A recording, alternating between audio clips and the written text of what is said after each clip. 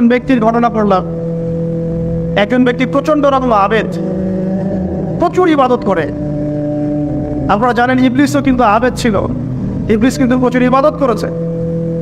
এখন ওই ব্যক্তির একজন বন্ধু ছিল, এটা বনু ইসরাঈলের ঘটনা।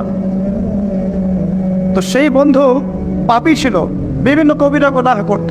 আর এই আবেদ ব্যক্তি বারবার তাকে নসিহত করতো, ওরা ছেড়ে দাও, তুমি পাপ করছো, ওরা ছেড়ে দাও। তখন সেই ব্যক্তি যে পাপ করছে সে বলতো যে আল্লাহ কি তোমাকে আমার রক্ষক বানিয়েছেন? আল্লাহ কি তোমাকে আমার উপর দারোগা বানিয়েছেন? আমাকে আল্লাহর হাতে ছেড়ে দাও, আমাকে নসিহত করতে এসো না। একদিন এই আবেদ ব্যক্তি তার বন্ধুকে একটা জঘন্য পাপ করতে দেখে, এমন একটা পাপ যেটা দেখে তার মনে ধারণা আসলো এটা চরম জঘন্য একটা কাজ। তখন সে মুখ ফসকে বলে ফেলল যে আল্লাহ তোকে আর মাফ করবে না, আল্লাহ তোকে জান্নাত দিবে না। আল্লাহ রাব্বুল আলামিন দুজন মালাকুল মউতকে এই দুজনের কাছে পাঠালেন, দুজনের রূহকে কবজ করা হলো। এবার আল্লাহ পাক তার সামনে তাদেরকে উপস্থাপন করে বললেন যে তোমাকে আমার রহমত সম্পর্কে কে গ্যারান্টি দিয়েছে যে আমি কাউকে রহমত করবো কি করবো না? যাও, আমি তোমাকে জাহান্নামে পাঠালাম, ওই ব্যক্তি যে আমার রহমত প্রত্যাশা করেছে আমি তাকে জান্নাত দিয়ে দিলাম। দেখুন, এই হাদিসটা শুনলে মনে হয় বাহ্যিক হয়তো বা আপনাদের একটা কথার কারণেই সে জাহান্নামে চলে গেল। আসলে বিষয়টা আমি আপনাকে বোঝাচ্ছি। বিষয়টা হচ্ছে ইবলিসের মত। ইবলিস কিন্তু শুধু মন থেকেই বলেনি যে খালাকতানি মিন নার ওয়া খালাকতাহু মিন তিন, আমি কেন তাকে সিজদা করবো আদমকে? আদম তো মাটির তৈরি আর আমি তো আগুনের তৈরি। এটা ইবলিসের শুধু মৌখিক স্টেটমেন্ট ছিল না, কারণ কিছু আবা ওয়াস্তাকবারা, সে উদ্ধত হয়েছিল, অহংকার প্রদর্শন করেছিল ভিতর থেকে। ইন্টারনালি সে অহংকারী ছিল, সে আন্ডারএস্টিমেট করে কথাটা বলেছে, শুধু মৌখিকভাবে বলে নাই। কিন্তু ঠিক এই ব্যক্তির ঘটনা এমনই, সে মন থেকে অহংকারী হয়ে উঠেছিল, যদিও বা সে আবেদ ছিল। এখানে আমরা যারা প্র্যাকটিসিং মুসলিম হওয়ার চেষ্টা করছি আমাদের জন্য এখানে নিদর্শন আছে। অতক্ষণ নামাজ পড়েই ভেবে বসবেন না যে অনেক কিছু করে ফেলছে, এক চিল্লা দিয়ে মনে করে ফেলবেন না যে দিনের জন্য অনেক কিছু করে ফেলছে। একটা হজ করেছেন, ওমরা করেছেন, সিয়াম রেখেছেন, দিনের জন্য দান সৎকার করেছেন, একটা মাদ্রাসা মসজিদ করেছেন, ভেবে বসবেন না আপনি সব অনেক কিছু করে ফেলছেন। অন্যরা সব ক্রোশতালা তোকা ওরা জাহান্নামে যাবে এমন আমরা জানি না আমরা যে কার আমলের কতটুকু আপনার কাছে কম বলছে। তো এখানে এই ব্যক্তির সমস্যা ছিল এই, সে নিজের আমলটাকে অনেক ভারী মনে করছিল এবং সে স্টেটমেন্ট দিয়ে ফেললো যে তোকে আল্লাহ পাপ করবে না। এই একটা কথা মন থেকে বলার কারণে তার ইহকাল পরকাল দুটা বরবাদ হয়ে গেল, সে জাহান্নামে চলে গেল। ঠিক আরেক ব্যক্তির ঘটনা আছে এমন, এগুলো সবগুলো রেফারেন্স আছে। এক ব্যক্তি প্রচুর ইবাদত করতো, আল্লাহ পাক তার ইবাদত করার জন্যে পাহাড়ের চূড়ায় একটা সুন্দর ব্যবস্থা করে দিয়েছিলেন। সেখানে ডালিম গাছ হলো, ঝর্ণা আসতো, খাবারের কোনো অভাব নাই। হাদিসে এসেছে 500 বছর সে ইবাদত করেছে। কত বছর? কিয়ামতের মাঠে এই ব্যক্তির অবস্থা এমন হবে, তাকে জান্নাতে প্রবেশ করানোর জন্য নিয়ে যেতে বলা হবে যাও আমার রহমতে জান্নাতে চলে যাও। আল্লাহ পাক তাকে এই কথাটা বলবে, কিন্তু এই ব্যক্তি বলবে আমার আমলের কারণে আল্লাহ পাক বলবেন আমার রহমতে জান্নাতে চলে যাও। ব্যক্তি বলবে আমার আমলের কারণে। আল্লাহ রাব্বুল আলামিন তখন তাকে দেওয়া সমস্ত নেয়ামতগুলোকে এক পাল্লায় তুলবেন আর তার সমস্ত আমলকে আরেক পাল্লায় নেন। তারপর দেখা যাবে আল্লাহর সমস্ত নেয়ামত তার একটা চোখের সমান হয় নাই। কথা বুঝতে পারছেন? একটা চোখের যে নেয়ামত আল্লাহ পাকের, সমস্ত আমল 500 বছরের ইবাদত এতটুকু হয়নি। তারপর তাকে বলা হবে ওকে জাহান্নামে নিয়ে যাও। এবার জাহান্নামে যাওয়ার সময় সে বলবে আল্লাহ তোমার রহমতে আমাকে মাফ করতে পারবে। তখন আল্লাহ তাকে আবার ডেকে নিয়ে আসবে, বলবেন যে তোমাকে যে আমি ইবাদত করার জায়গা করে দিয়েছিলাম এটাকে তুমি নিজেই করেছো না আমি করেছি? সে বলবে আপনি করেছো। তোমাকে যে আমি সৃষ্টি করেছিলাম তখন কি তুমি কোনো আমল করেছিলে? বলবে না। তাহলে তোমাকে যে সৃষ্টি করেছি আমি, এটা কি তোমার আমলের কারণে? না। তোমাকে সারা দুনিয়াতে এত নিয়ামত দিয়েছি, এটা কি তোমার আমলের কারণে? সে বলবে না। তখন তাকে জান্নাতে প্রবেশ করা হবে। কিয়ামতের মাঠে এমন অনেক ঘটনা ঘটবে যেটা আমাদের চিন্তার বাইরে। আরেকজন ব্যক্তিকে ডেকে আনা হবে, যে ব্যক্তি একটা দুটা নয় বরং 100টা খুন করেছে, সে 99 জন মানুষকে হত্যা করার পর ফতোয়া খুঁজে বেড়াচ্ছিল যে আমার তওবা কখন হবে কিনা। একজন আবেদের কাছে গিয়েছে। আবেদ আর আলেম কিন্তু এক জিনিস না। আবেদ মানে যে প্রচুর ইবাদত করে, তার জ্ঞান কম, সে শুধু জানে কিভাবে ইবাদত করতে হয়। আলেম হচ্ছে সে যে শরীয়তের গভীর জ্ঞান জানে, আবার ইবাদতও করে।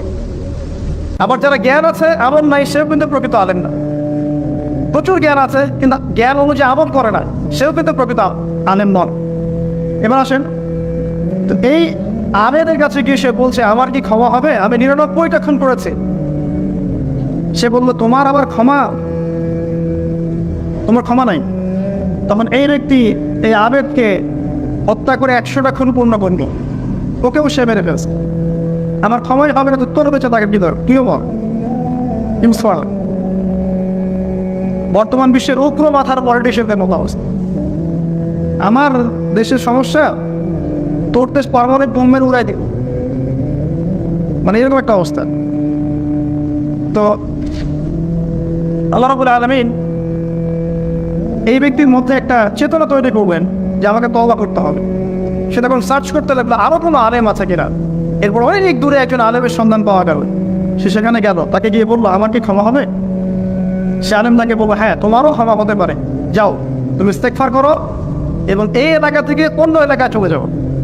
মানে যে এলাকায় তুমি অনেক দিন ছিলে, যেখানে তুমি অনেক পাপ কাজ করেছো, এখানে থাকার দরকার নাই। তওবা করে তুমি অন্য কোথাও চলে যাও, নতুন একটা জীবন শুরু করো।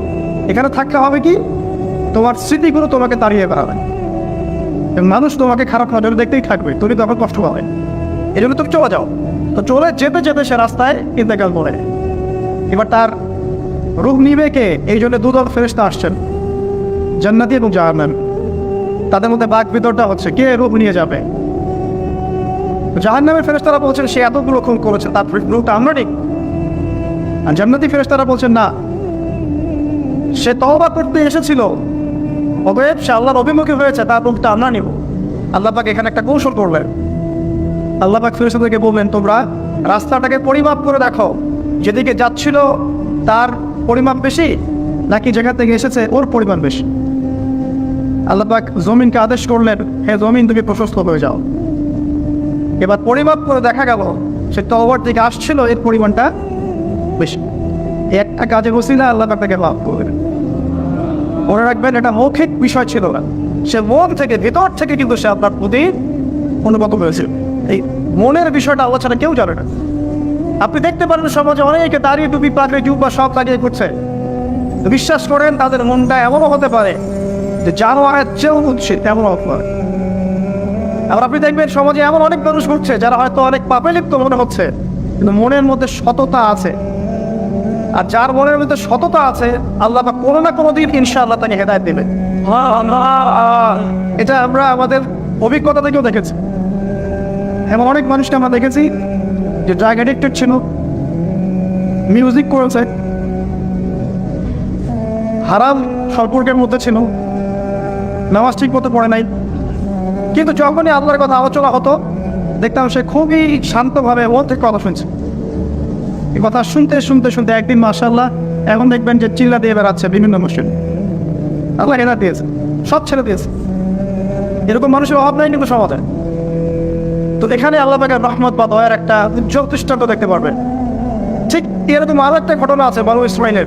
এক ব্যক্তি এত পাপ করেছে যে শেষে মৃত্যুর সময় সে সন্তানদেরকে ডাকছে, ডেকে বলছে যে আমি যখন মারা যাব আমার লাশটাকে তোমরা কবর দিও না, যদি আল্লাহ পাক আমাকে ধরতে পারেন তাহলে খবর আছে আমার। কি করতে হবে? সে বলছে যে আমার দেহটাকে তোমরা পুড়িয়ে ফেলবে এবং পুড়িয়ে ফেলার পরে ছাইগুলোকে একত্রিত করবা, পরে অর্ধেক ছাই সমুদ্রে ভাসিয়ে দিবা, অর্ধেক ছাই বাতাসে উড়িয়ে দিবা। সন্তানরা তাই করব। মৃত্যুর পর আল্লাহ পাক এই সমুদ্র এবং জমিনকে বাতাসকে আদেশ করলেন যে তোমরা ছাই জড়ো করে দাও। আর মানুষ আর জিন আল্লাহর কথা না শুনলেও এই প্রকৃতি আল্লাহ পাকের কথা শোনেন। বিজ্ঞান বলে প্রকৃতি থেকে সব হচ্ছে। কি প্রকৃতি? প্রকৃতি কি, কাকে বলে? মানুষকে আল্লাহর ইবাদতকে বাদ দিয়ে প্রকৃতি পূজায় নিয়ে গেছে। এই পুরো প্রকৃতি আর মহাবিশ্বে এক আল্লাহর ইবাদত করে। কে সৃষ্টি করলো প্রকৃতি? প্রাকৃতিকভাবে হয়েছে সবকিছু বলে, আল্লাহ থেকে হয়েছে বলা যাবে না। বললে আপনি মৌলবাদী হয়ে যাও, আল্লাহ শব্দ ইউজ করলে আপনি মৌলবাদী হয়ে যাও। ধর্মতাত্ত্বিক শব্দগুলোকে আস্তে আস্তে উঠিয়ে দেওয়া হয়েছে। দেখবেন যুক্তি, বিজ্ঞান, দার্শনিক শব্দগুলোকে আনা হয়েছে, এটা টেকনিক্যালি করা হয়েছে। কোনো সেকুলার মিডিয়াতে আপনি দেখবেন না ইনশাআল্লাহ বলছেন। ইনশাআল্লাহ প্রমাণ করবে যে আপনি আস্তিক না নাস্তিক। তো প্রকৃতিকে আপনাকে আদেশ করলেন, এই সমুদ্র ছাই জড়ো কর, এই বাতাস ছাই জড়ো কর। তারা ছাই জড়ো করে দিল। এই ব্যক্তিকে বলা হচ্ছে, তুমি জীবিত করে আল্লাহ বলছেন, তুমি কি যে এই কাজটা করেছিলে, লিমা ফাআলতা হাদা, তুমি এই কাজটা কেন করেছো? তখন এই ব্যক্তি উত্তর দিচ্ছে, মিন খাশিয়াতিকা ইয়া রাব্বি ওয়া আনতা আলা। হে আল্লাহ, আমি আমার বুঝে যা এসেছে আপনার ভয়েই আমি এই কাজটা করেছি, আর আপনি খুব ভালো করেই জানেন যে আমি আপনার ভয়ে করেছি নাকি অন্য কোনো কারণে করেছি। মানে আপনি আমার মনের কথা জানেন। আল্লাহ পাক তাকে মাফ করে দিলেন। আপনাদেরকে আমি সেই ব্যভিচারী মহিলার কথা মনে করাই, যে ছিল একটা প্রস্টিটিউট মহিলা, পতিতা, যেটা আমরা বলি সমাজের ভাষায়। যদি এখন নতুন শব্দ এসেছে সেক্স ওয়ার্কার বা যৌনকর্মী, এবং এগুলোকে আমরা এখন প্রমোট করছি। আমরা এখন অশ্লীলতাকে প্রমোট করছি। এই কথা বলতে আমাদের বুক কাঁপা উচিত নয় যে আমরা এখন অশ্লীলতাকে প্রমোট করছি। আমরা এখন কাপড় খোলার সংস্কৃতির দিকে যাচ্ছি, যে কাপড় খুলে দিয়েছিল ইবলিস। ইবলিস আমাদের বাবা মার কাপড় জান্নাতে খুলে দিয়েছিল, এটা কি জানেন? ফল খাওয়ার পরে এই ফল খেতে কে প্রলুব্ধ করেছে? ইবলিস। গাছের কাছে গিয়ে ফল ভক্ষণ করার পর সর্বপ্রথম আমাদের পিতামাতার গা থেকে কাপড় খুলে পড়ে গেছে। আমাদের পিতামাতাকে মহাবিশ্বে নগ্ন করে দিয়েছে ইবলিস, আর তার অনুসারীরা এই জমিনে আদম সন্তানদেরকে নগ্ন করছে এখন। অতএব এই যে একটা ট্রেন্ড এখন চলছে, দেখবে হারাম রিলেশনশিপকে মিডিয়ার মধ্যে দিয়ে প্রমোট করা হচ্ছে, মনে একটা স্বাভাবিক বিষয়, কোনো বিষয় না এটা, যে কেউ জেনাই করতে পারে, জেনা পর্ন খুব নরমাল। হালাল ভাবে যদি আপনি বিয়ে শাদী করতে যান তখন সমস্যা হচ্ছে, হালাল ভাবে যদি আপনি বিয়ে করতে যান তখন সমস্যা হচ্ছে। হারাম ভাবে আপনি যা ইচ্ছা তাই করতে পারেন, সমাজে কেউ কিছু বলছে না। এখন বলছে এগুলো স্বাধীনতা। সুবহানাল্লাহ, কোন স্বাধীনতা? স্বাধীনতা বলে কোনো শব্দ নাই মহাবিশ্বে। এই পুরো বিশ্বের সমস্ত মানুষ আল্লাহর অধীনে পরাধীন। এই বিশ্বে যত মানুষ বসবাস করছে এখন, এরা কেউই স্বাধীন নয়, না কেউ স্বাধীন ছিল, না আছে, না থাকবে। সবাই আল্লাহ পাকের দাসত্বের অধীনে পরাধীন। স্বাধীন সেই এই পৃথিবীতে যে ব্যক্তি শয়তানের তাবেদারি করে, ও নফসের তাবেদারি করে, ও তো স্বাধীন, যা ইচ্ছা তাই করতে পারে। এই যে অশ্লীলতার প্রমোটিংটা চলছে, এটাকে পারিবারিকভাবে বন্ধ করতে হবে। আল্লাহ পাক আমাদেরকে বোঝার তৌফিক দান করুন। এগুলো যত বাড়বে সমাজে মহামারী আসবে, দেখে নিয়ে মহামারী আসবে, দুর্ভিক্ষ আসবে, সমাজে এমন সব রোগ ব্যাধির জন্ম হবে যেগুলোর নামও শোনে নাই মানুষ কখন, এবং সামনে ভূমিধস অপেক্ষা করছে, এগুলো আসবে। যাই হোক, ওই মহিলা, যে ব্যক্তি একজন যৌনকর্মী ছিল, বা যেটা আমরা বলি ব্যভিচারিণী মহিলা ছিল, একটা কুকুরকে দেখেছে সে পানি পান করার জন্য তৃষ্ণার্ত, সে এটাতে মায়া করে দয়া করে তার মোজাটাকে নামিয়ে এই কূপ থেকে পানি উঠিয়ে কুকুরকে পান করিয়েছে।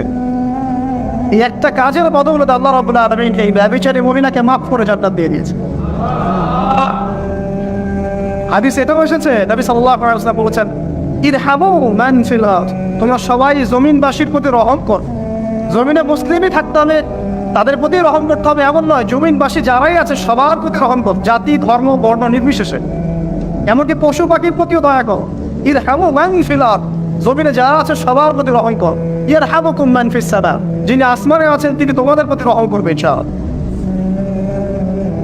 ইসলাম এই কথাগুলো বলেছে 1400 বছর আগে। আজকের এই বিশ্বের সোকল্ড এই মডার্ন বিশ্বে, যেখানে মানুষের রক্তের কোনো দাম নাই, সেখানে ইসলাম পশু পাখির অধিকার নিয়ে কথা বলেছে 1400 বছর আগে। কাদেরকে কি শেখাতে আসেন? কোরআন এবং সুন্নাহর বাইরে অভ্রান্ত সত্যের কোনো উৎস আছে? এখানে যা আছে তাই চূড়ান্ত। মানতে চাইলে মানেন, না মানতে চাইলে জাহান্নামে যাবেন, কেউ তো বাধ্য করছে না। লাকুম দীনুকুম ওয়ালিয়া দীন। আল্লাহ পাকের রহমত দেখেন। আরেকটা ঘটনা আছে এমন, একটা বিড়ালকে বেঁধে রেখেছেন এক মহিলা, খাবার দেয় নাই, কষ্ট দিয়েছে। একটা বিড়ালকে খাবার না দিয়ে কষ্ট দেওয়ার কারণে এই মহিলাকে আল্লাহ পাক জাহান্নামে পাঠিয়েছে। এবং কত ঘটনা আছে, এই ঘটনাগুলো হাদিসের পাতায় বর্ণিত আছে। কোরআনে কি বলছে দেখ, কোরআনে আমি কয়েকটা পয়েন্ট আপনাদেরকে খালি বলছি, এটা নিয়ে আমি সকালে ভাবছিলাম। আল্লাহ পাক আদম আলাইহিস সালামকে সৃষ্টি করেছেন আমরা সবাই জানি। আল্লাহ পাক সূরা সাদের মধ্যে বলছেন ইবলিসকে, ইবলিস তোমাকে কিসে বারণ করলো আদমকে সিজদা করতে, যে আদমকে আমি নিজের হাত দিয়ে সৃষ্টি করেছি। আল্লাহ রাব্বুল আলামিন যে আমাদেরকে এত যত্ন করে ভালোবেসে সৃষ্টি করেছেন, এটা কি আল্লাহ পাকের দয়ার নিদর্শন নয়? মহাবিশ্বের অন্য কোনো মাখলুক সৃষ্টির ব্যাপারে আল্লাহ পাক বলেন নাই খলাকতু বিয়াদাই, আমি নিজ হাতে তাকে সৃষ্টি করেছি।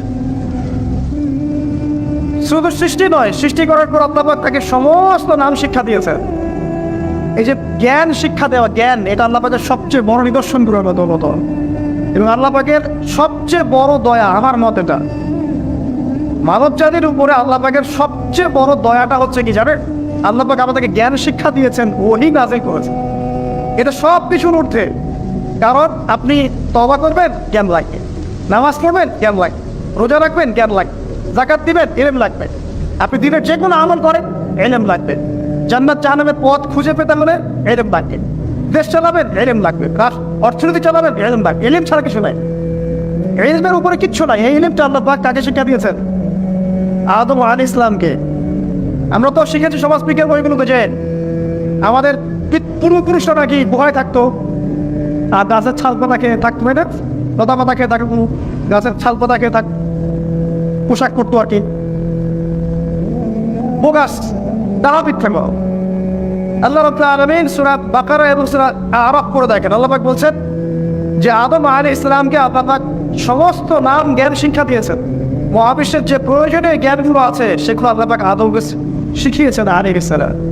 ওয়াল্লামা আদাম আল আসমাআ কুল্লাহা, আল্লাহ পাক আদমকে সমস্ত নাম শিক্ষা দিয়েছেন। আমাদের পিতা মাতারা মূল্য ছিলেন না, তারা সৃষ্টি থেকেই জ্ঞানী ছিলেন।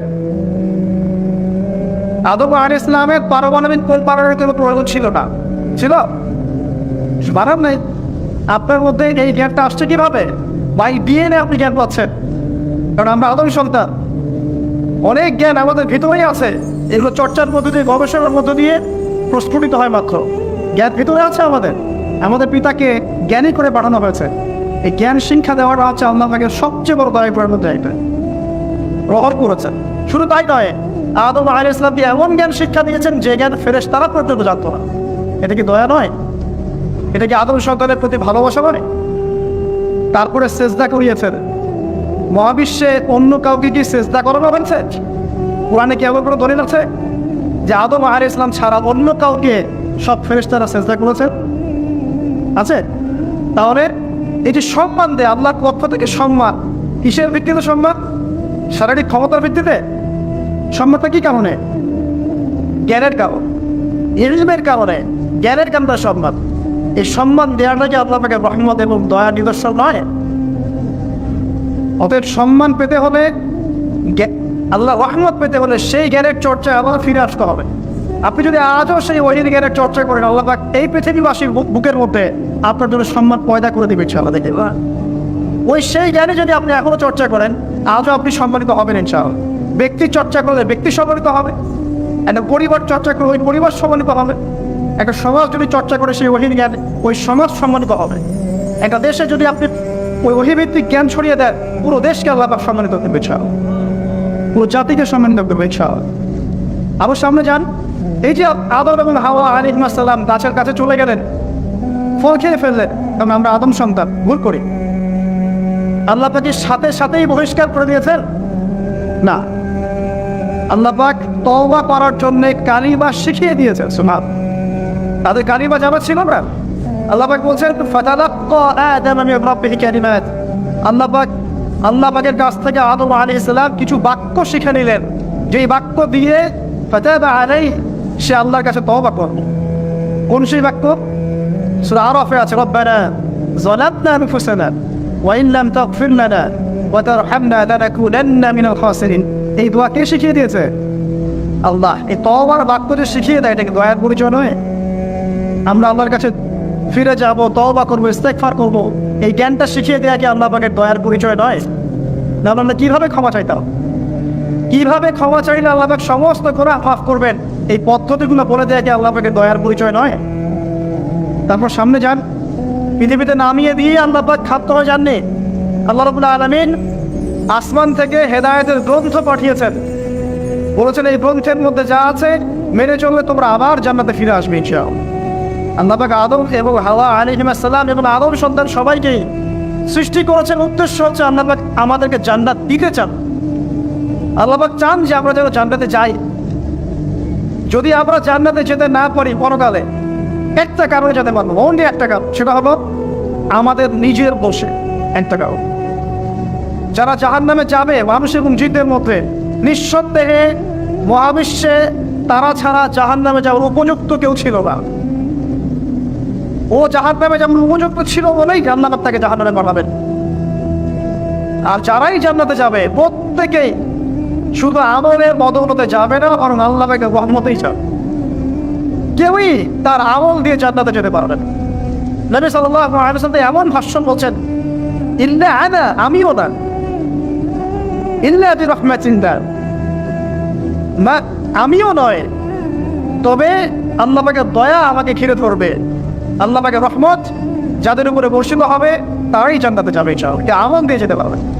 যত আমলই করি বলা যাবে না আমলের বদৌলতে জান্নাতে যেতে পারবে। আল্লাহ পাক দয়া না করলে হবে না। আল্লাহ পাক চান যে আদম সন্তান যেন জান্নাতেই যায়। এই কারণেই সৃষ্টি করার, এই কারণেই আপনার ওহীভিত্তিক গ্রন্থগুলো পাঠানো, এই কারণে নবী রাসূল পাঠানো, আলেম ওলামা সৃষ্টি করা, মানুষকে সতর্ক করা, হায়াত দেয়া, বারংবার জীবনে চলতে ফিরতে আপনাকে এলান করা হয় আল্লাহর পথে ফিরে আসেন, আল্লাহর পথে ফিরে আসেন। এলান করা হয় না, বিপদ দিয়ে আপনাকে এলান করা হয় আল্লাহর পক্ষ থেকে। আপনি চলতে পথে হোঁচট খান, আল্লাহ আপনাকে এলান দেন, ফিরে আসো। চলছেন বিপথে, আল্লাহ পাকে এলান দেন, ফিরে আসো। আল্লাহ পাকের পক্ষ থেকে কিন্তু একটা আসে। অদ্ভুত একটা হাদিস বললাম, বলছি অ্যামেজিং হাদিস, যে একজন সাহাবী বলছেন, সালমান রাদিয়াল্লাহু আনহু, তিনি বলছেন যে যখন মুমিনের উপর বিপদ আপদ বালা মুসিবত আসে, তখন মুমিনের এই বিপদ আপদ বালা মুসিবত রোগ শোকের বদৌলতে আল্লাহ পাক তার গুনাহগুলোকে মাফ করবেন এবং তার মর্যাদাকে বাড়িয়ে দেন, এবং সে আল্লাহর দিকে ফিরে আসার অনুশোচনা করার সুযোগ পায়। আর যখন কাফের মুশরিক বা ফাসিক মানুষকে এইসব রোগ ব্যাধি, বিপদ আপদ বালা মুসিবত ঘিরে ধরে, তার দৃষ্টান্ত ওই ব্যক্তির ন্যায় যে ব্যক্তিকে, তার দৃষ্টান্ত সেই উটের ন্যায়, তার দৃষ্টান্ত সেই উটের ন্যায় যে উটটাকে তার মালিক বেঁধে রেখেছে, এরপর ছেড়ে দিয়েছে। সে উটটা বুঝতে পারলো না কেন তার মালিক তাকে বেঁধে রাখলো আর কেন তাকে ছেড়ে দিল। কথাটা কি বুঝতে পারছেন? যারা আল্লাহ দ্রোহী, তাদের উপর যখন বিপদ আপদ বালা মুসিবত আসতে থাকে, তারা বুঝে না যে কি জন্য আসলো আর কেন চলে গেল। কিন্তু মুমিন ব্যক্তি যারা মুসলিম, আল্লাহর অনুগত, তাদের বিষয়টা হচ্ছে এমন, বিপদ আপদ বালা মুসিবত রোগ ব্যাধি তাদেরকে আল্লাহর দিকে ফিরিয়ে নিয়ে আসবে। দেখুন, এই যে পৃথিবীতে নামিয়ে দেয়া, এরপর আল্লাহর পক্ষ থেকে ঐশী গ্রন্থগুলো পাঠানো, নবী রাসূল পাঠানো, আলেম ওলামা পাঠানো, আপনাকে হায়াত দেয়া, আপনাকে রিজিক দেয়া, এই শ্বাস নেওয়ার ক্ষমতা দেয়া, আপনাকে জ্ঞান বুদ্ধি দেয়া, বিবেক দেয়া, 3 বেলার খাবার, পোশাক, স্ত্রী সন্তান, কি দেয়নি আমার আপনার, এই যে সমস্ত নিয়ামতগুলো দেয়া, এগুলোর একটা উদ্দেশ্য, আপনি আমি যেন এটাকে উপলব্ধি করি যে আল্লাহর পক্ষ থেকে আসছে এবং আল্লাহর দিকে আপনার অভিমুখী হই, এছাড়া কোনো উদ্দেশ্য নয়। সামনে যান, নূহ আলাইহিস সালাম, একদিন 2 দিনেই কি আল্লাহ পাক তার কওমকে ধ্বংস করে দিয়েছেন? 950টা বছর আল্লাহ রাব্বুল আলামিন সময় দিয়েছেন কওমকে, আল্লাহর দিকে ফিরে আসো, আল্লাহর দিকে ফিরে আসো। নবী দাওয়াত দিয়েছেন প্রায় 950 বছর। যখন তারা ফিরে আসে নাই, তারপরে আল্লাহ রাব্বুল আলামিন গজব দিয়ে ধ্বংস করেছেন। আমি বলেছি একটা কথা, আল্লাহ পাক শুধু রহমান রহিমই নন, বরং তিনি কিন্তু কঠোর শাস্তিদাতা, শদীদুল ইকাব বটে। সামনে আরো যান, ইব্রাহিম আলাইহিস সালাম, একা একটা মানুষ নমরুদের সাথে ফাইট করছেন, আগুনে ফেলেই দিল, সে আগুনকে আল্লাহ পাক ঠান্ডা করে ফেললেন। এটা কি আল্লাহ পাকের দয়া নয়? তার সন্তান ইসমাইলের কুরবানিটা দেখেন, আল্লাহ পাক বলেছেন কুরবানি করো, তিনি গানে ভাবে প্রশ্ন করেন নাই। আমরা এটা প্রশ্ন করতাম, কেন করবো? শিশু সন্তান, নিষ্পাপ, এটার কোনো যুক্তি আছে কিনা, লজিক আছে কিনা? তিনি কোনো লজিক দেখতে যাননি, আল্লাহ পাক বলেছেন করেছে। আল্লাহ রাব্বুল আলামিন তার এই ঘটনাটাকে তো সম্মানিত করলেনই, কিয়ামত পর্যন্ত কিন্তু এই ঘটনা আমাদের স্মরণ করবে। দয়া দেখেন, তার সন্তানের খাবার নাই, পানিও নাই, অলৌকিকভাবে আল্লাহ রাব্বুল আলামিন জামজাম কূপ সৃষ্টি করলেন, কিয়ামত পর্যন্ত থাকবে ইনশাআল্লাহ। দয়া নাই? এই কূপটা দেখলেই তো মুসলিম হওয়া যায়। এই জামজাম কূপটা দেখলেই তো মুসলিম হয়ে যাওয়া উচিত মানুষের। কোত্থেকে আসলো এই কূপ? এই পানির এত বৈশিষ্ট্য কেন? কখনো শেষ হচ্ছে না কেন? এটা নিয়ে ভাবলেই তো মুসলিম হওয়া যায়। হবে না, কারণ কি? আবা ওয়াস্তাকবার, উদ্ধত হয়েছে, অহংকার প্রদর্শন করছে। অহংকার মানে এই নয় যে আপনি সুন্দর জামা পরছেন, আপনি সুন্দর কাপড় পরছেন, আপনি ভালো একটা বাড়ি পড়েছেন, এটা অহংকারের পরিচয় নয়। বরং অহংকারের পরিচয় হচ্ছে বাতানুল হাক্কি ওয়া গামতুন নাস, সত্য জিনিস যেটা স্পষ্ট এটাকে অস্বীকার করা, আর অন্য মানুষকে ছোট করা, তুচ্ছতাচ্ছিল্য করা, এই হলো অহংকারের পরিচয়। ইউনুস নবীর কথা মনে আছে আপনাদের? ওই যে মাছের পেটের মধ্যে 3 দিন 3 রাত ঘুরছে, একজন নবী হয়ে তাকে এই অবস্থা ফেস করতে হচ্ছে। এক পর্যায়ে তিনি বুঝতে পারছেন যে আমার কিছু একটা তো ভুল হয়েছে। আল্লাহর কাছে হাত তুলে দোয়া করলেন, লা ইলাহা ইল্লা আনতা সুবহানাকা ইন্নী কুনতু মিনাজ জালিমিন। দোয়ার পড়ার সাথে সাথে আল্লাহ পাক বললেন, যাও মাছ তুমি রেখে চলে আস। এটা কি দয়া নিদর্শন নয়? শুধু তাই নয়, তাকে যখন দ্বীপে নামিয়ে দেওয়া হয়, তিনি অসুস্থ ছিলেন। আল্লাহ পাক সূরা সাফফাতের মধ্যে বলেছেন যে আমি তার পাশে লাউ গাছ উৎপন্ন করলাম। কোন গাছ? খেতে পারেন এর শাক এবং এই যে ফল, এটার মধ্যে নিঃসন্দেহে এমন কিছু উপাদান আছে যেটা হয়তো আমরা জানিও না, আবিষ্কার করা হয়নি। তিনি সুস্থ হয়ে গেলেন আলহামদুলিল্লাহ। কোথায় যাবেন? যে কোনো জায়গায় যান। নবী ঈসা আলাইহিস সালামকে চতুর্দিক থেকে আক্রমণ করছে ইহুদিরা। আল্লাহ রাব্বুল আলামিন তাকে এমন হেফাজত করলেন, তার কাছে তাকে উঠিয়ে দিলেন। এটা কি দয়ার পরিচয় নয়? এই যে একটু আগে তেলাওয়াত করবো শুরুর আগে নবী মুসা আলাইহিস সালামের ঘটনা। বনু ইসরাঈল একটার পর একটা অবাধ্যতা করেই গেছে। আল্লাহ পাক তারপরেও তাদের কাছে নবী পাঠিয়েছেন, নবী মুসাকে পাঠিয়েছেন। ফিরআউনের মতো জালেম শাসকের হাত থেকে বনু ইসরাঈলকে আল্লাহ পাক উদ্ধার করেছেন। এটা কি দয়ার পরিচয় নয়? নবী মুসা আলাইহিস সালাম গাছের নিচে বসে আছেন, খাবার নাই, বাসস্থান নাই, কিচ্ছু নাই, বরং তার গায়ে একটা অপবাদ দেওয়া হয়েছে যে তিনি নাকি একজন মানুষকে খুন করেছেন। অথচ তার ইন্টেনশন সেটা ছিল না। তিনি একটা ঘুষি দিয়েছেন লড়াই থামানোর জন্য, ওই এক ঘুষিতেই সেই ব্যক্তি ডেড। এবার তিনি গাছের নিচে বসে দোয়া করছেন, রব্বি ইন্নী লিমা আনজালতা ইলাইয়া মিন খায়রিন ফাকির। আল্লাহ, আমি নিঃস্ব অসহায় হয়ে এখানে বসে আছি, তুমি আমার উপর তোমার যে রহমত পাঠাবে আমি তার ভিখারি হয়ে বসে আছি। দোয়া করার সাথে সাথেই ওই শুআয়ব আলাইহিস সালামের মেয়ে হেঁটে হেঁটে চলে আসলো। তিনি স্ত্রী পেলেন, তিনি শ্বশুর পেলেন, একজন নবী পরিবার পেলেন, বাসস্থান পেলেন, চাকরি পর্যন্ত পেলেন। 8 বছর তিনি কাহিনী করেছেন শুআয়ব আলাইহিস সালামের ফার্মের মতো। দয়া মুহূর্তে চলে আসবে, শুধু আল্লাহর দিকে অভিমুখী হলেই হয়, এটা দয়া। আইয়ুব আলাইহিস সালামের কথা মনে আছে না? দীর্ঘদিন রোগে ভুগছেন, চিকিৎসা হচ্ছে না, ভালো হচ্ছে না, সেবা হচ্ছে না। এখানে যারা আধ্যাত্মিকত্ব নিয়ে পড়াশোনা করেন, লেখালেখি করেন, তারা বলেছেন তাদের কিছু কিতাবের মধ্যে রোগটা যখন এমন একটা পর্যায়ে চলে আসলো যে তিনি জিহ্বাটা নড়াতে পারছেন না, কারণ তিনি আল্লাহ পাকে জিকির করতে প্রচণ্ড ভালোবাসতেন। এক পর্যায়ে রোগটা এমন একটা জায়গায় চলে আসলো যে জিহ্বাটা তিনি নড়াতে কষ্ট হচ্ছে। তখন গিয়ে তিনি বলছেন, রব্বি আন্নী মাসানি আদ-দুররু ওয়া আনতা আরহামুর রাহিমিন। হে আল্লাহ, আমাকে কষ্ট স্পর্শ করেছে, আর তুমি তো ক্ষমাকারী হওয়া, রহমকারীদের মধ্যে সর্বশ্রেষ্ঠ রহমকারী। আমি জিকির করতে পর্যন্ত পারছি না, আল্লাহ আমার একটা শেফা নিয়ে দাও। বলার সাথে সাথে আল্লাহ রাব্বুল আলামিন প্রশ্রবণ ঝর্ণা তৈরি করলেন, এখানে গোসল করো, শেফা হয়ে গেল। এগুলিকে রহমতের পরিচয় নয়? এখানে এক্সপিরিয়েন্স করার এমনও বলেছেন, আজকে আমরা যারা বাহ্যিক সৌন্দর্য নিয়ে বেশি গর্ব করি, আর আত্মিক সৌন্দর্যের চাইতে বাহ্যিক সৌন্দর্য নিয়ে যারা বেশি গর্ব করি, যদি আল্লাহ পাক আমাদের পোশাকটাকে পরিবর্তন করে দেন, আত্মাটাকে দেহের পোশাক দেন আর দেহটাকে আত্মার পোশাক বানায় দেন, তাহলে দুর্গন্ধে কি আমাদের সামনে আসতে যাবে? কথা আপনি বুঝতে পারছেন? আইয়ুব আলাইহিস সালামের আত্মাটা ছিল পবিত্র, পরিশুদ্ধ, তার দেহের মধ্যে রোগ হয়েছিল। আর এই পুরো বিশ্বের ম্যাক্সিমাম মানুষের রোগ এখন আত্মায়, দেহে নয়। আবার বলছি, হয়তো বুঝতে পারছেন না। আইয়ুব আলাইহিস সালামের রোগটা হয়েছিল দেহে, বাইরে। তার আত্মা ছিল পবিত্র, পরিশুদ্ধ আত্মা।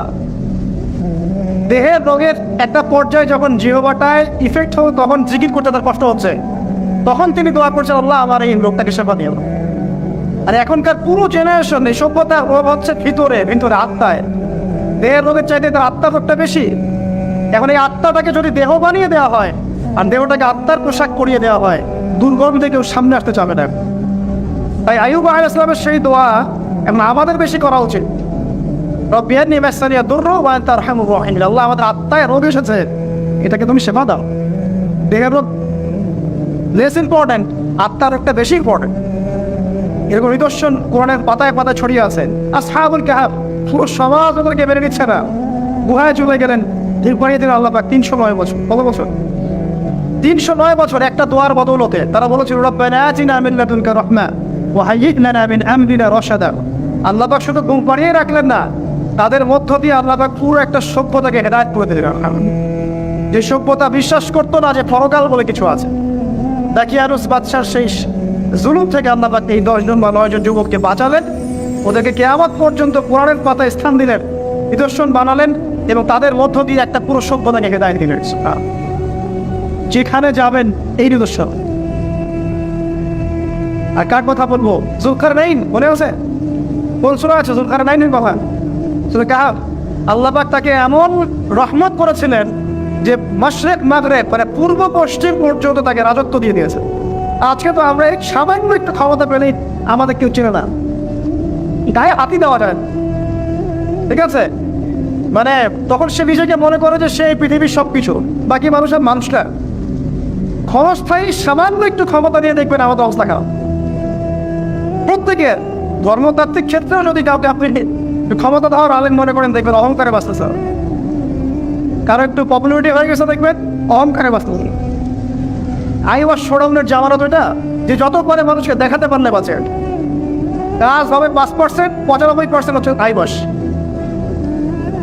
যে কোনো জায়গায় ধর্মতাত্ত্বিক জায়গা বলেন, social, economical, political, world affair, কাউকে যদি আল্লাহ পাক যারা পরিমাণ একটু ক্ষমতা দিয়ে দিয়েছেন, ব্যাস তাকে আর চেনা যায় না। যুলকারনাইনকে আল্লাহ পাক আলাইহিস সালাম মাশরিক মাগরিবের ক্ষমতা দিয়েছে। এত দাপট ছিল তার, যেদিকে সেনাবাহিনী নিয়ে যেতেন সেদিকে বিজয় করতে পারতেন। পড়ে দেখেন। আর এই ব্যক্তি কিন্তু আলেকজান্ডার দ্য গ্রেট নয়। পশ্চিমারা এখানে আবার একটা ষড়যন্ত্র করেছে। তারা বলে এই ব্যক্তি ছিল আলেকজান্ডার দ্য গ্রেট। এটা বড় কথা। তিনি একজন আল্লাহ পাকের বড় ওলি ছিলেন অথবা নবী ছিলেন। কি ছিলেন আল্লাহ পাক এটা কোরআনে বলেন, স্পষ্ট করেন। তা আমরা ধরে নিচ্ছি আল্লাহ পাকের তিনি একজন শুকরগুজার বান্দা ছিলেন। তাকে একটা কওম বলছে যারা পাহাড়ের মাঝখানে থাকতো, ইয়া যুলকারনাইন, হে যুলকারনাইন, ইন্না ইয়াজুজ ওয়া মাজুজ মুফসিদুনা ফিল আরদ। ইয়াজুজ আর মাজুজের সভ্যতা জমিনে ফাসাদ সৃষ্টি করছে। ফাহাল নাজআল লাকা খারাজান আলা আন তাজআলা বাইনানা ওয়া বাইনাহুম সাদ্দা। আমরা কি তোমাকে একটু ট্যাক্স দিব, খাজনা দিব, যে খাজনার বদৌলতে তুমি একটা প্রাচীর নির্মাণ করে দিবে, যে প্রাচীর নির্মাণ করলে ওরা আর আমাদের কাছে আসতে পারবে। তখন এই প্রতাপশালী বাদশার স্টেটমেন্ট হচ্ছে এই, আল্লাহ আমাকে যা দিয়েছেন তার পক্ষ থেকে এটা যথেষ্ট, তোমাদের এসব ট্যাক্সের দরকার নেই আমার। আল্লাহ পাকের রহমত দেখে। ঠিক খিজির আলাইহিস সালামকেও দেখবেন, ওই 3টা ঘটনা মনে আছে না? নৌকা ফুটা করা, বাচ্চাকে হত্যা করা, আর হচ্ছে কি ওই যে কি দেয়াল নির্মাণ করা। সূরা কাহফ আজকে বাসায় গিয়ে পড়েন। তাকে আল্লাহ পাক ভবিষ্যতের জ্ঞান দেখাচ্ছেন, ভবিষ্যতে কি হবে, যে জ্ঞানটা মুসা আলাইহিস সালামকে আল্লাহ পাক দেখাচ্ছেন না। মুসা আলাইহিস সালাম বলছেন কেন নৌকা ফুটা করলেন, কেন বাচ্চাকে হত্যা করলেন, কেন এই প্রাচীর নির্মাণ করলেন। আর খিজির আলাইহিস সালাম বলছেন যে জ্ঞান আল্লাহ তোমাকে দেন নাই তা আল্লাহ পাক আমাকে দিয়েছেন। আমি এই কারণে নৌকা ফুটা করছি, কারণ নৌকা ফুটা না করলে ভবিষ্যতে এই নৌকাটা সিজ করা হবে, ছিনতাই করা হবে। বাচ্চাটাকে হত্যা করেছে এই কারণে, এই বাচ্চা বড় হলে বড় কাফের মতো। দেয়াল নির্মাণ করেছে এই কারণে, এই দেয়ালের নিচে এই বাচ্চাদের এতিম 2 বাচ্চার গুপ্তধন রাখা আছে, ওর বাবা মা রেখেছে। এটা তুমি জানো না, আমি জানি। এটা জানার পরে তিনি অহংকার করছেন না, তিনি বলছেন রাহমাতাম মির রাব্বি, এই জিনিসটা আমার রবের রহমত, আমার প্রতি দয়া। 2 শ্রেণীর মানুষ আপনি পাবেন। এক, যারা তাদের স্ট্যাটাস, প্রতিপত্তি, জ্ঞান এসবের অহংকার প্রদর্শন করবে। আর এক শ্রেণী যারা এগুলো আছে, যাদের এগুলো আছে, বাট তারা বলবে এগুলো হ্যাঁ বিল ফাদলি রব্বি, এগুলো আমার রবের রহমত। এখানে সফল 2য় শ্রেণীর মানুষ, প্রথম শ্রেণী নয়। ইউসুফের কথা মনে আছে? আলাইহিস সালাম কুয়ায় ছিলেন, কুয়া থেকে জেলে, কুয়া থেকে রাজপ্রাসাদে, সেখান থেকে জেলখানায়। জেলখানার একটা মানুষ যে পরবর্তীতে মিশরের শাসক হবে, কেউ কি ভেবেছিল? কেউ ভেবেছিল? ওই সময় কেউই ভাবে নাই, কিন্তু ওই মানুষটাকে আল্লাহ রাব্বুল আলামিন মিশরের রাজত্ব দিয়েছেন, যার মধ্য দিয়ে আল্লাহ পাক হাজার হাজার লক্ষ লক্ষ মানুষকে দুর্ভিক্ষের হাত থেকে বাঁচিয়েছেন। আল্লাহ পাকের পরিকল্পনা, রহমত দেখেন।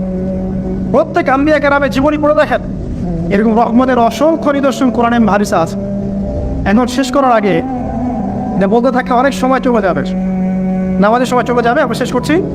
আমরা আসলে এখন যদি আল্লাহর রহমত পেতে চাই এবং আমাদের জীবনটাকে আল্লাহ পাকের আনুগত্যে, দাসত্বে, অহংকার মুক্ত হবে তওবা ইস্তেগফারের মধ্য দিয়ে কাটাতে চাই, তাহলে আসলে কি কি পয়েন্টস আমাদের কাজ করা দরকার? জাস্ট পয়েন্টসগুলো। 1 নম্বর হচ্ছে জ্ঞান অর্জন করতে হবে। যে জ্ঞান আল্লাহ পাক আদম আলাইহিস সালামকে শিখিয়েছেন, ওই জ্ঞানের চর্চা যদি আমরা বাড়াই, কোরআন সুন্নাহ ওহীর জ্ঞানের চর্চা যদি আমরা বাড়াই, ওহীর জ্ঞানের চর্চা যদি আমরা বাড়িয়ে দিই, দেখবেন ইনশাআল্লাহ আল্লাহ পাক আপনার সম্মান, আপনার রিজিক, আপনার প্রতি করুণা, দয়া, মায়া, মহব্বত সব বাড়িয়ে দেবে ইনশাআল্লাহ। এটা প্রথম পয়েন্ট। প্রিয় ভাইয়েরা, যারা আজকে লেকচার শুনছেন বা যারা পরবর্তীতে অনলাইনে শুনবেন, ওহীর জ্ঞানের চর্চা।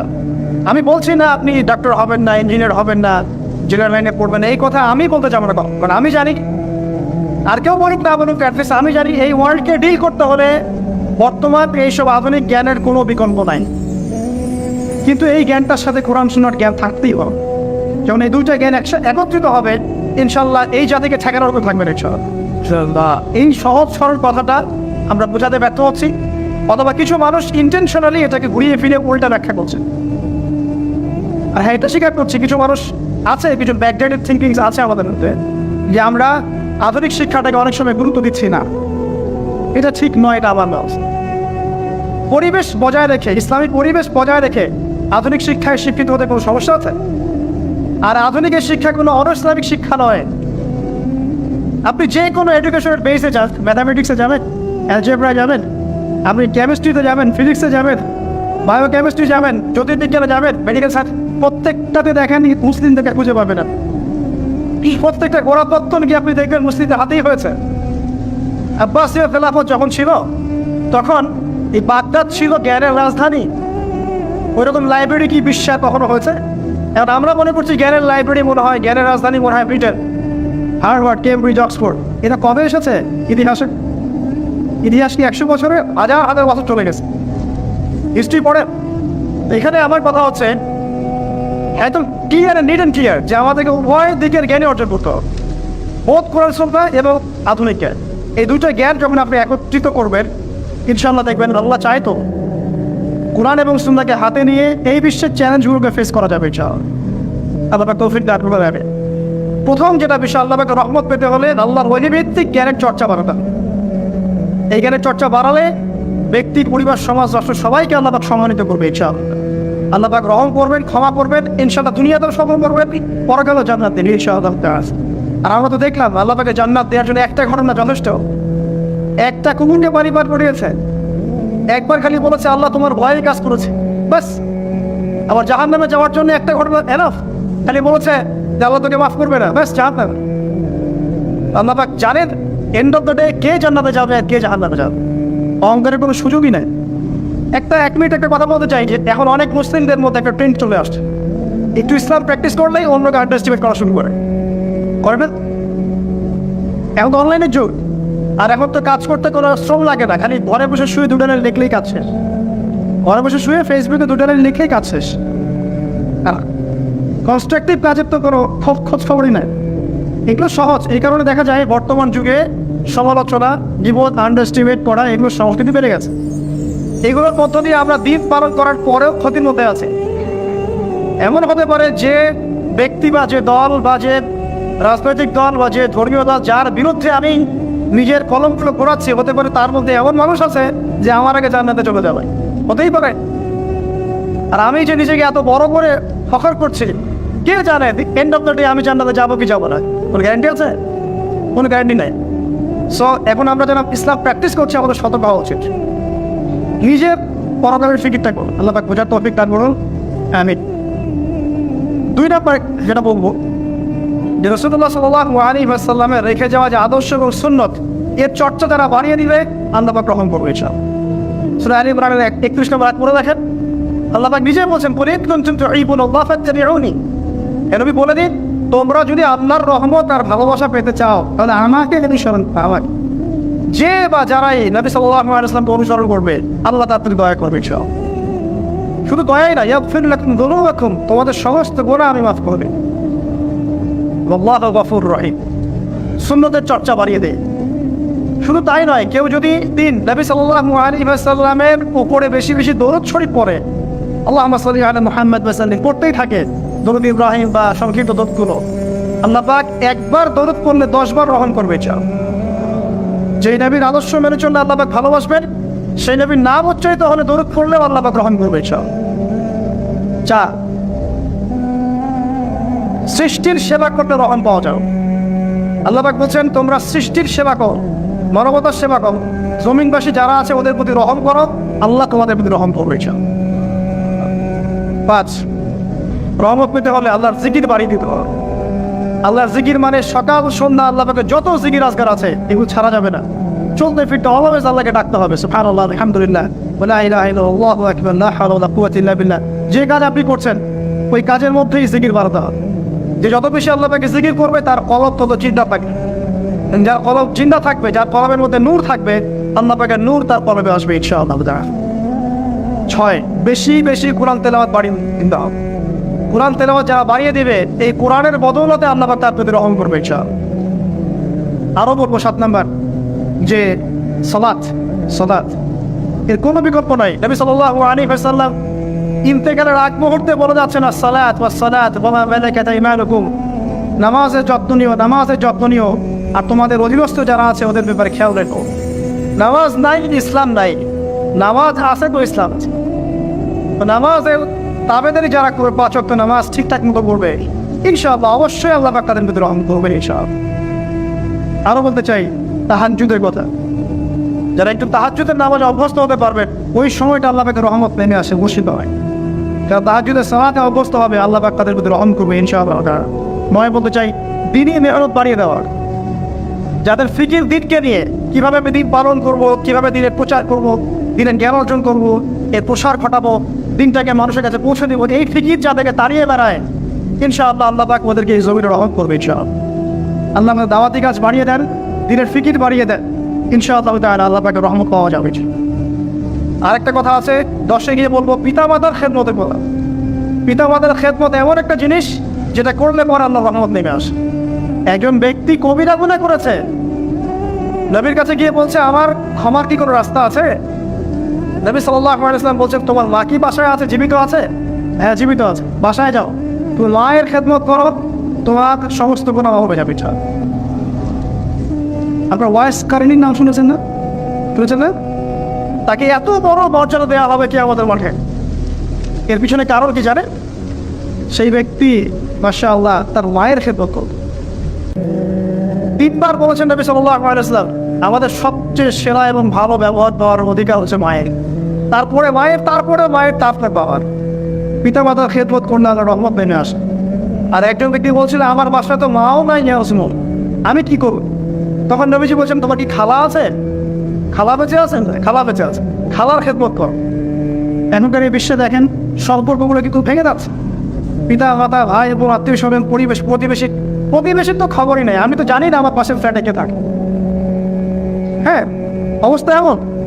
তো সমাজের উপকার করলে, জনকল্যাণমূলক কাজ করলে, পিতামাতার খেদমত করলে, আত্মীয়তার বন্ধন অটুট রাখলে এবং অন্যের সমস্যার সমাধান করার জন্য মানব সেবামূলক কাজ করলে আল্লাহ রহমত নেমে আসে।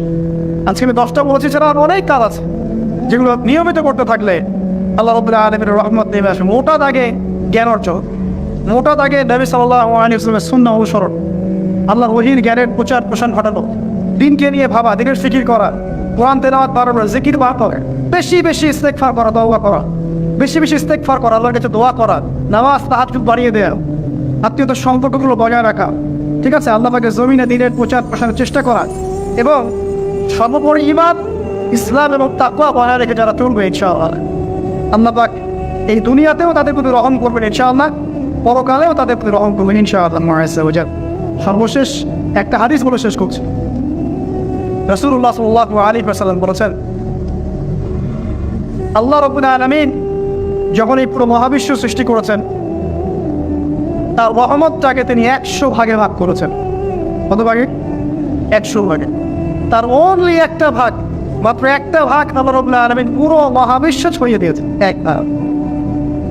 আর আপনাদেরকে আমি অন্য একটা লেকচারে বলেছিলাম, সমুদ্রের ধারে যখন আপনি হাঁটবেন বা নদীর তীরে যখন আপনি হাঁটবেন, ওখানে একটা বালুর যে পরিমাণ অবস্থান, এই পুরো মহাবিশ্বে কিন্তু পৃথিবীর অবস্থান তার চেয়েও কম। যারা সায়েন্স পড়েছেন তারা জানেন, পুরো মহাবিশ্বে পৃথিবীর অস্তিত্ব এর চেয়েও কম, একটা বালুর কণার চেয়েও কম। মহাবিশ্ব এত বড়, এই পুরো মহাবিশ্বে আল্লাহ পাক